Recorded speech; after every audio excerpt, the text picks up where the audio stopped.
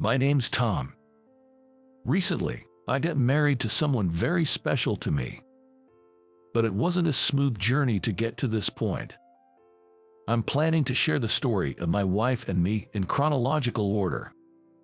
My wife and I were both hired at the same company.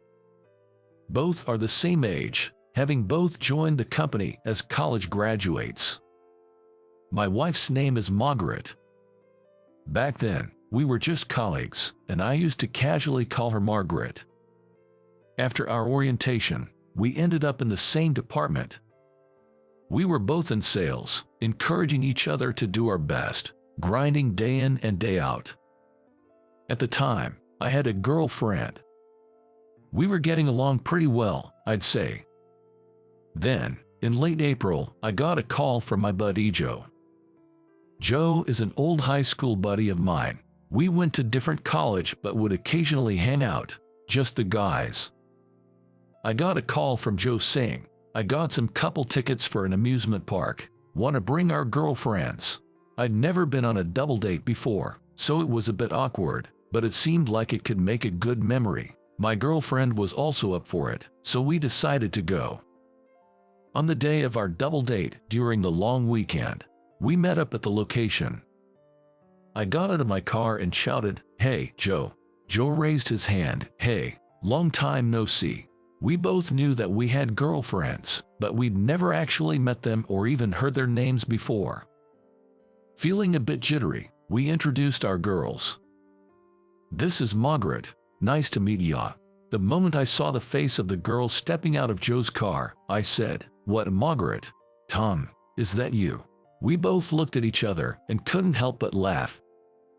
Turns out, my buddy Joe's girlfriend was none other than my co-worker Margaret. "No way, I knew you were in sales, but Tom and Margaret, you're at the same company." Joe was equally shocked and raised his voice. It was such a coincidence, all we could do was laugh. Riding that wave of laughter, we all acted like kids running around an amusement park. Then at lunchtime, they said they had something to tell me. Joe and Margaret were planning to get married in June. The wedding date was still up in the air, but they said once they'd saved up some cash, they'd like to have a wedding. So, come a lucky day in June, Joe and Margaret tied the knot. Margaret kept her last name. I hear that ever since they got married, Margaret's been making Joe's lunch every day. I was privy to all these lovey-dovey stories. But as for me, I got dumped by my girlfriend that fall. Ever since she heard Joe and Margaret were getting married, she'd been mulling over our future. I'd been thinking about it too, but what she said hit me hard. "I can't see a future with you." I asked if I'd done something wrong, but her response was vague, something like, "It just doesn't feel right." Let the past be the past, I thought, but it was a tough pill to swallow. Joe and Margaret were the ones who consoled and encouraged me. Despite being newlyweds, they'd invite me over and lift my spirits with some drinks. Best friends and co-workers, including myself. The three of us started hanging out more once Joe and Margaret got married. I thought this enjoyable dynamic would last forever. Then a new year rolled around, and spring came along. It was the spring marking our second year at the company. One Monday, when work hours had already started, Margaret was nowhere to be found. "Is she unusually off work today?" Just as I was about to ask my boss that, my phone rang. It was an old high school buddy. "Sorry to bother you at work, but I just got a call from a friend." Without any pleasantries, he sounded rushed. But the next words from him left me in shock. Joe had an accident. It was a call to tell me that Joe had passed away this morning." "What, Joe? You're kidding me. What do you mean he's gone?" I was rattled. I couldn't believe what I was hearing. "The accident happened last night. Joe was in the passenger seat of a friend's car, and an oncoming car, apparently a dozing driver, ran into the car Joe was in. He was rushed into emergency surgery but passed away in the early hours. I attended Joe's funeral. Joe, Why did it have to be you? I couldn't stop the tears. The harsh reality was too much to take. Margaret held it together at first but broke down crying during the service. I couldn't bear to look at her like that, so I covered my face with a handkerchief, trying to stifle my sobs. Afterwards, Margaret took a month off work. By the time she came back, she had lost a lot of weight. When she returned, she came to my desk. "Tom, thanks for all the emails. Sorry for worrying you." Margaret smiled, but I could tell she was still forcing it. "Even I can't believe that Joe's gone. That's why I've been so worried about Margaret. During her time off, I have been sending her emails at night. Are you eating properly? Getting good sleep in your bed?" That's all I could really ask in my emails. But Margaret told me she appreciated those messages. Being alone at night was tough for her. When she got home, the loneliness hit her hard, and she couldn't get anything down. When she got an email from me, it made her think that she had to at least try to live a normal life. Even if it was just one sandwich, she managed to eat it. Seeing Margaret like that, I couldn't bring myself to say, "I hope you get better soon." All I could do to make her feel even a little bit better was to invite her out for dinner after work. I've tried a couple of times with colleagues who are also worried about her, but she declined, saying she's not up for it yet. But we kept asking her. And eventually, she accepted our invitation. Her appetite was small, but seeing Margaret say the food was good and actually eating a little made me feel somewhat relieved. On our way back from dinner, as we live in the same direction, Margaret and I walked down the night streets together. Then Margaret started talking about Joe. "He is in the cemetery now, and all that's left at home is his portrait. I'm really alone now." Margaret started to cry, her tears flowing freely. All I could do for her was offer her my handkerchief and rub her back. Her sorrow from losing Joe is beyond my own. With that thought, I found myself at a loss for words. "I'm sorry, thank you." Margaret had been crying for a while, but she said that and started walking again. I had initially planned to only walk her part of the way home, but I couldn't bear to let her walk alone in her current state, so I ended up walking her all the way to her house. There, I lit a candle in memory of Joe. Pictures from the funeral, along with cheerful photos of Margaret and Joe, adorned the room. Seeing that, I couldn't hold back my tears either.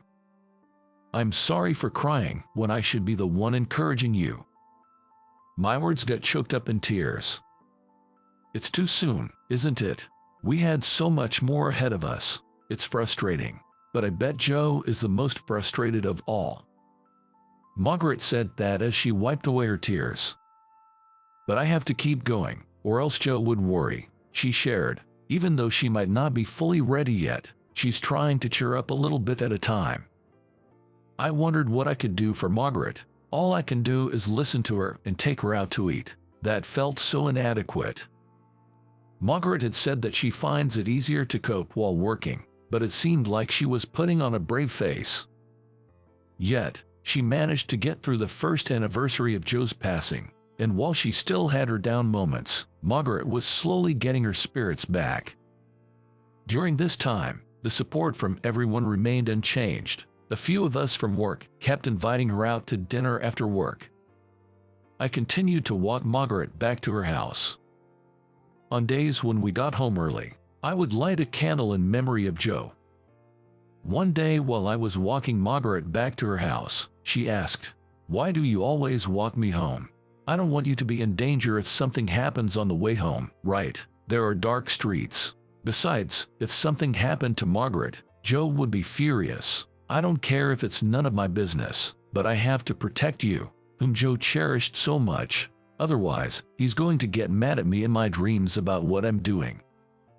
I say all this with a bit of a chuckle to lighten the mood. Margaret said thanks and she laughed along. Time passed, and we reached the 3rd anniversary of Joe's passing. Both Margaret and I were more involved in our work than ever. On exhausting days, we continued to unwind by going out to dinner with some coworkers. Then one day, as I was walking Margaret home again, she said she had a small favor to ask. You see, the light bulbs in my foyer and dressing room have gone out.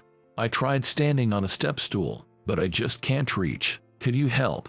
To Margaret, who seemed a bit embarrassed to ask, I cheerfully replied, sure thing, no big deal. Don't sweat the small stuff, I added, and Margaret smiled as if she were really pleased. Once inside her house, I replaced the light bulbs for her. Thanks so much. It's surprising how much you need a tall person sometimes, she said. I joked, well, good thing I could reach the ceiling, otherwise that would have been embarrassing. Huh? Margaret laughed and said, funny thing is, when Joe changed a light bulb in another room, he was barely reaching it, trembling all the while. I laughed back, well, I'm way taller than him. Yeah, this ceiling would be a stretch for Joe. Margaret suddenly burst out laughing. I stepped down from the step stool, folded it up, and handed it over to her. But just then, our fingers lightly touched, and our eyes met unexpectedly. The laughter that filled the air between us abruptly ceased. However, I looked away as if I felt nothing. That's when Margaret softly said, hey, why are you so kind? Hearing that, our eyes met again. For a split second, I felt my heart skip a beat, but I said nothing and just looked at Margaret. You're always encouraging me, and you're always concerned. You're too kind. I might get the wrong idea. Margaret spoke slowly, and once again, I felt my heart flutter. But then she said, just kidding. Sorry, forget it. Geez, maybe I'm a little tipsy today, and went on to put away the step stool as if nothing had happened. However, I found myself chasing after her, and before I knew it, I was hugging her from behind. A moment of silence passed. I could feel the warmth radiating from Margaret from my arms. And then it hit me. The feeling that I wanted to protect Margaret was there, and it wasn't just as a co-worker or as a friend's wife. I was falling for Margaret. But the moment I realized this, my buddy Joe's face flashed through my mind. So I loosened my arms that were wrapped around her. Sorry, I may be a little tipsy too. I apologized to Margaret. Margaret shook her head, saying no, and turned towards me. A tear was visible in her eye. I lifted my gaze slightly, and it landed on Joe's framed photo. Without a word, I walked up to the photo and lit a candle. In my heart, I whispered, sorry, Joe, unable to say anything else. Then I told Margaret, see you at work tomorrow, and left her house. The next day at the office, Margaret and I acted as if nothing had happened. But from that day on, every time our eyes met, it felt as if we were swallowing something. I suspected Margaret felt the same way. These days continued for a while. And then one day, while I was walking Margaret home after having dinner with coworkers, an unusual silence filled the air. The words we'd been holding back since that moment had been gradually growing stronger. I stopped walking. Margaret noticed and stopped too. Then, I finally told Margaret how I felt. Is it so bad if it's me? I want to be by your side, in any way possible. That was my true, sincere feeling. Margaret looked at me and after a moment of silence, nodded, yes. She had accepted my feelings. But it wasn't the end. On my day off that week, I went to a certain place. I stood in front of Joe's grave. This was important news. I wanted to say it here, where Joe was. Joe, I've come to make a resolution. I'll make Margaret happy, and I'll take good care of her on your behalf too. So please, accept that I'll be the one with her. I promise, I'll protect her smile no matter what. I said that, then bowed my head in front of Joe's grave. How long I closed my eyes and bowed, I can't say. Suddenly, I felt a gentle, warm breeze blow by. I lifted my head and looked at Joe's grave, asking, Do you forgive me? I posed the question like that. Then another warm breeze blew. It felt like Joe was answering me. That warm wind had a kindness to it that reminded me of how Joe used to speak. I said, "Thank you," and bowed my head deeply once more. "I promise, I'll absolutely keep this vow." I swore that to Joe. As I left, I turned towards Joe's grave one last time and said, "Joe, I'll be back." With that, I walked away. A decade has passed since then. We had just recently observed the 13th anniversary of Joe's passing. Margaret and I have been together ever since, living in a committed relationship, much like a common-law marriage. On a day that came after that, Margaret suddenly said she had something important to discuss. It was on our way back from visiting Joe's grave to honor his memory. It had become our custom to pause and rest at a park before heading back home after these visits. That's when Margaret suddenly turned serious and started speaking.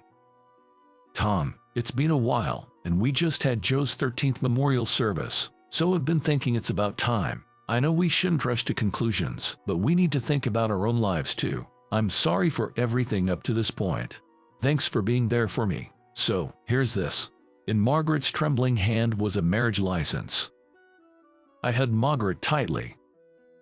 "Don't apologize. I'm the one who said any form of us is fine, right?" Margaret broke into tears, nodded yes, and forced a smile.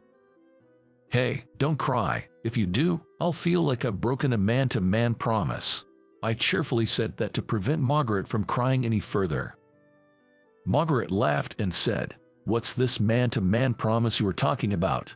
"Well, never mind that." I hugged Margaret again and looked up at the sky. "Joe, I promise to keep my word to you." I'm sure Joe is watching over us, happy to see Margaret smiling. And so, we became a married couple. 2 years later, a new life was born into our family. A cute little girl who looks like Margaret. And on the day our child was born, there was a meteor shower. It was a special day for other reasons too. Joe loved stargazing. Both Margaret and I knew that. So we couldn't help but think that he was sending his blessings for a safe childbirth and our happiness. The child was safely born, full of energy. And she has since filled our lives with her adorable laughter. To ensure that the family we're committed to protecting can always smile. And while cherishing our loved ones as they deserve, we plan to keep living life in our own way.